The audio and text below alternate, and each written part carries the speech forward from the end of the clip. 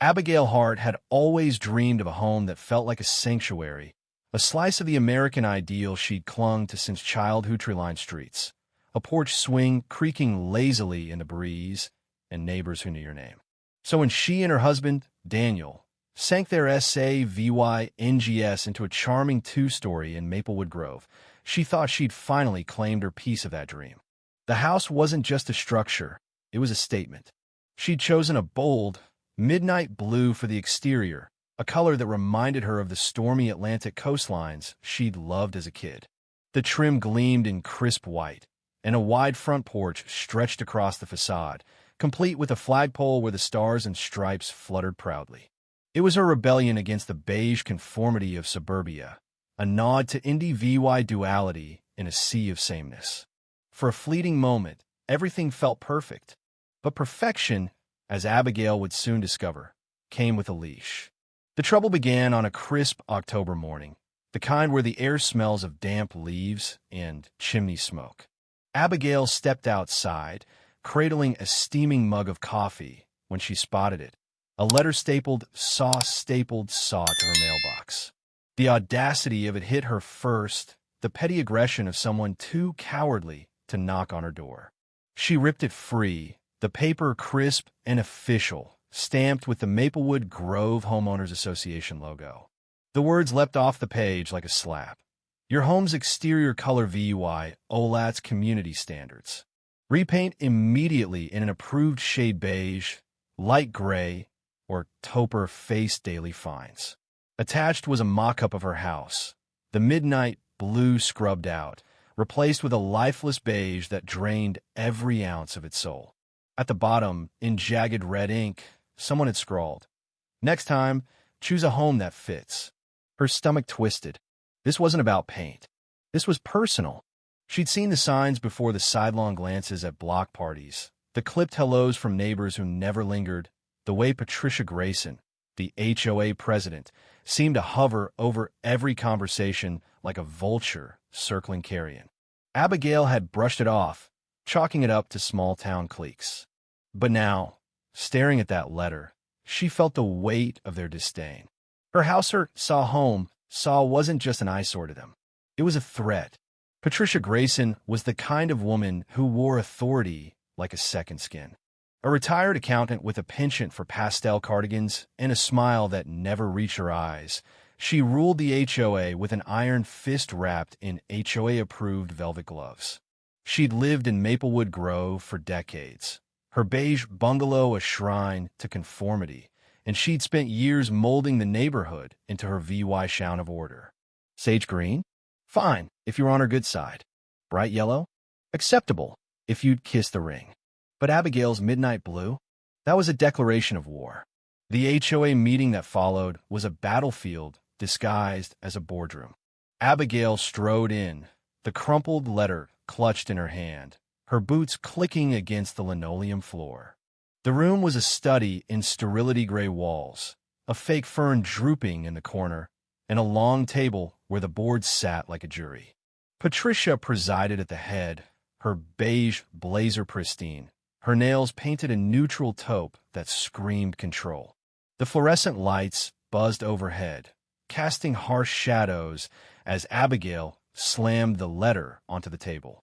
"Explain this," she demanded, her voice steady but laced with fury. Patricia didn't flinch.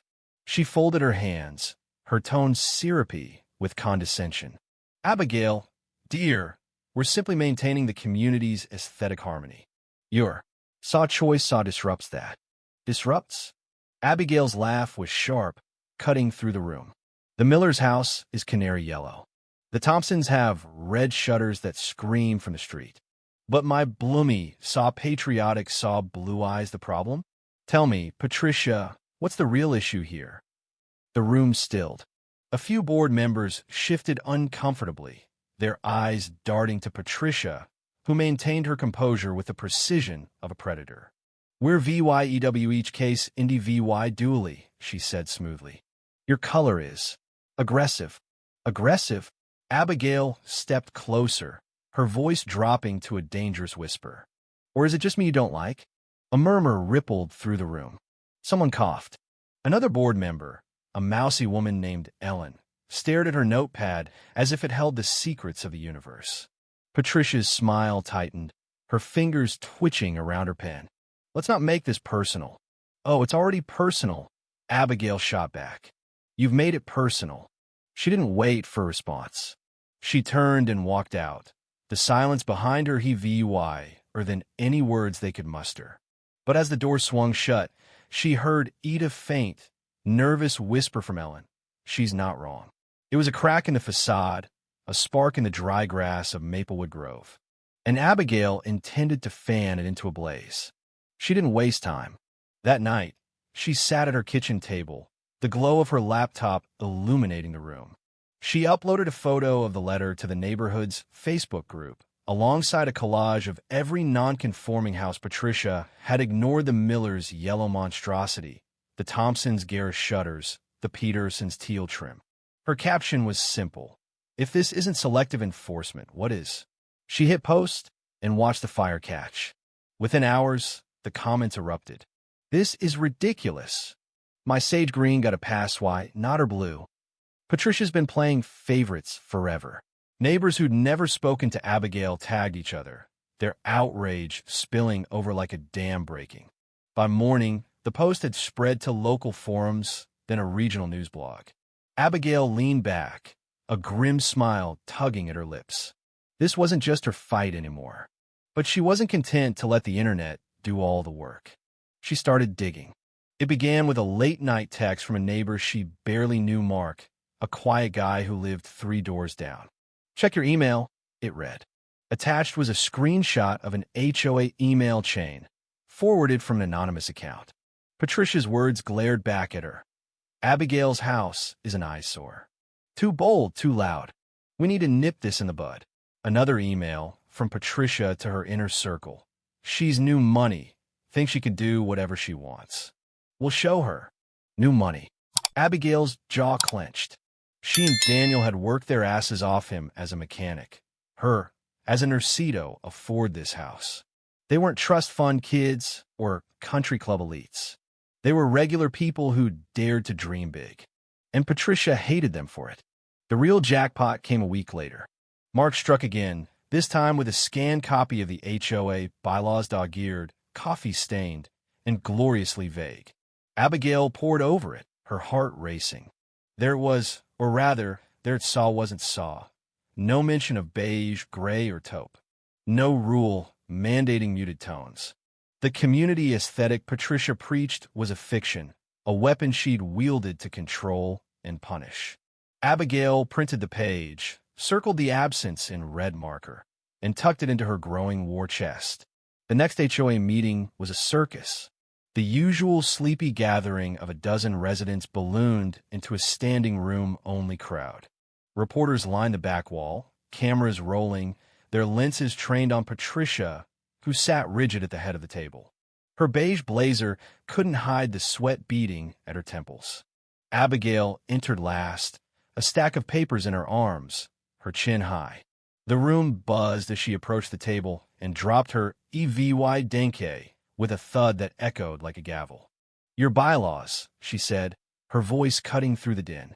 Show me where it says my house has to be beige. Patricia's mouth opened, then closed. The crowd leaned in. Ellen, the mousy board member, shrank in her seat, her eyes wide.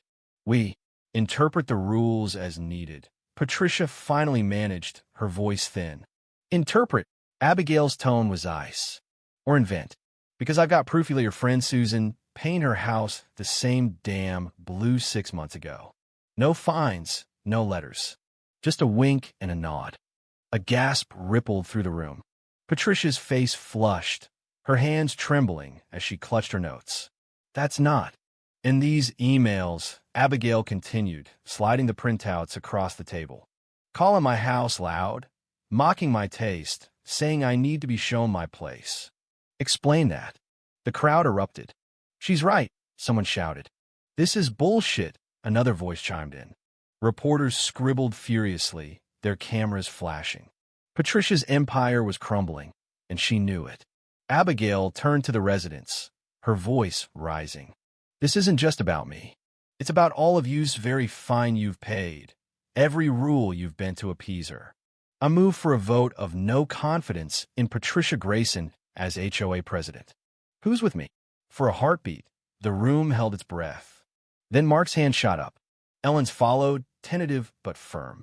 One by one, hands rose, dozens of them, a forest of defiance.